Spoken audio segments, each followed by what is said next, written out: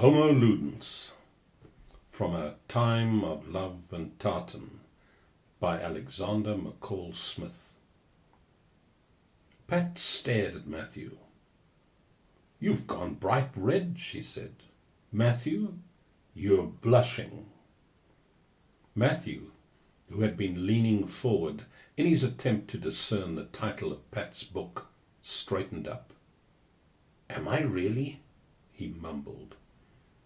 "Yes, you are, like a tomato." He moved away. Now he faced the window out onto Dundas Street, a favoured stance from which he occasionally attempted to dictate a letter to Pat, an endeavour that never lasted long, as Pat kept correcting him as he spoke. "Do you really want to say that? Or, they're not going to like that, you know." How could one write a letter in the face of such interventions? How would a real businessman react to being corrected in this way by his secretary? But Pat, of course, was not a secretary, and secretaries, anyway, had ceased to exist as far as he could make out. And not before time, thought Matthew. The whole role had been designed to keep women in a subservient position in the workforce, as handmaidens to those who did more generously rewarded work. Matthew would never subscribe to that. Pat was an assistant, or even a colleague, doing much the same work as he did, and occasionally typing letters. But now she was gazing at him with one of those unsettling looks of hers, as if she was trying to work out what he was thinking. Real businessmen did not have to put up with that, he imagined. You did not find that sort of thing in banks and legal offices. "I was thinking of something," Matthew explained. "And it made you blush?" He nodded. He was wary. "Could be.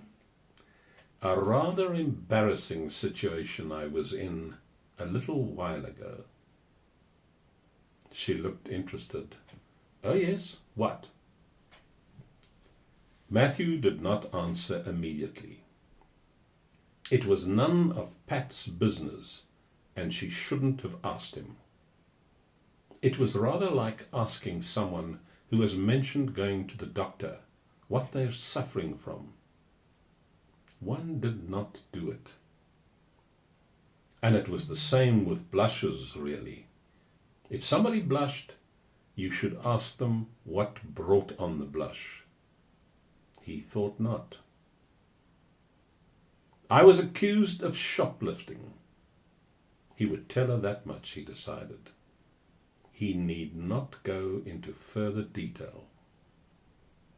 She gasped. "No! What a dreadful experience.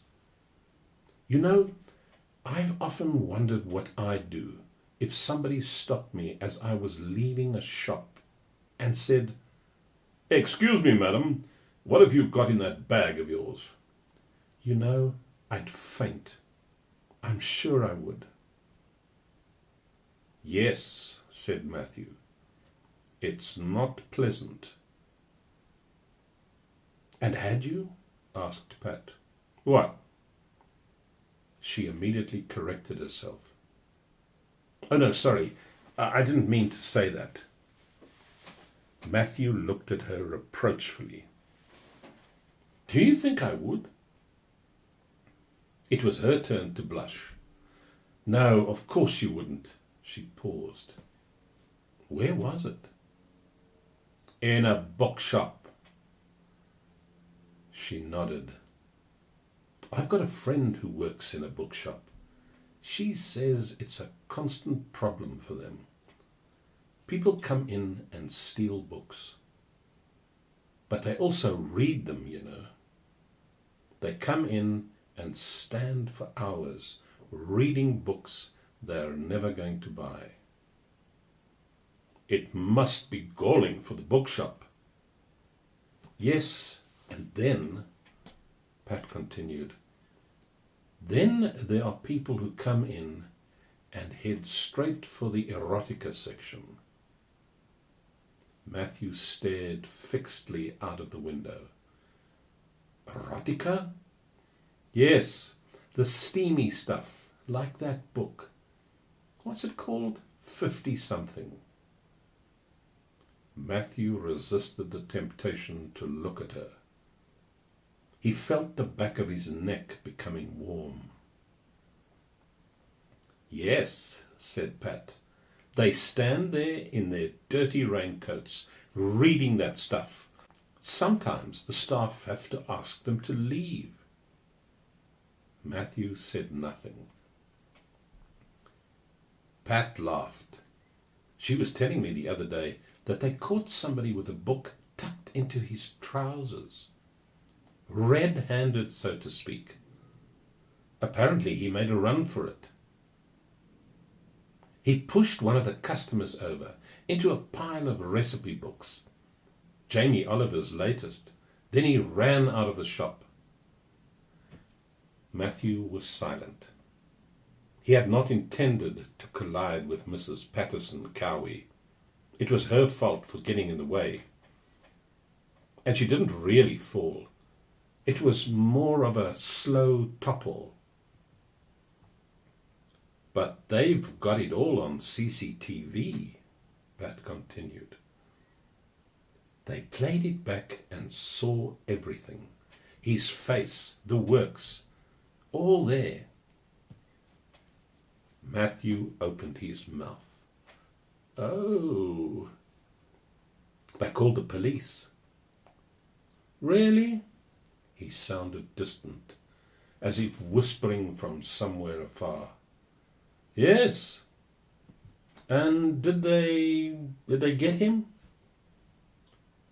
They're working on it, said Pat. But it's difficult. The police are not all that bothered about the theft side of it. But they don't like the pushing of the customer. They say he might be dangerous. Dangerous? Yes, as in those police warnings. Don't approach this person. He might be dangerous. Matthew cleared his throat. They'll probably never catch him, he said. Probably not, said Pat. And anyway, she, my friend, thinks he was just a harmless perv. He was trying to steal that book, 50 Shades. Poor man. Imagine being a perv. Matthew frowned, as if trying to imagine it. Yes, he said. He turned around. It was time to change the subject. What's that book you're reading? Pat picked it up again. You probably know it, she said.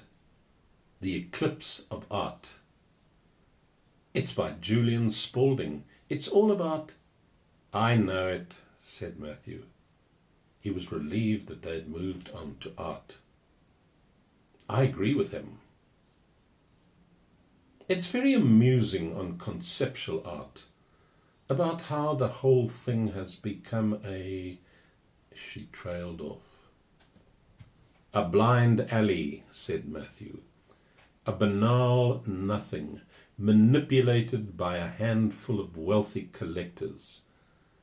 Found objects, decaying animal heads covered in flies, sharks in formaldehyde, bits of string.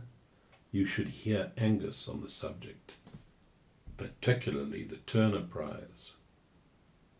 He despises it, doesn't he? Yes, and he's trained Cyril to lift his leg whenever he hears the words Turner Prize. A bit childish, said Pat. Matthew smiled. Homo Ludens. Pat looked thoughtful. She had been unable to concentrate on her book and had read the same paragraph 3 times. It was Bruce. That was the problem. She could not get him out of her mind, and even now, talking to Matthew, he came back to her. She rose from her desk. "Matthew," she said, "I need your help."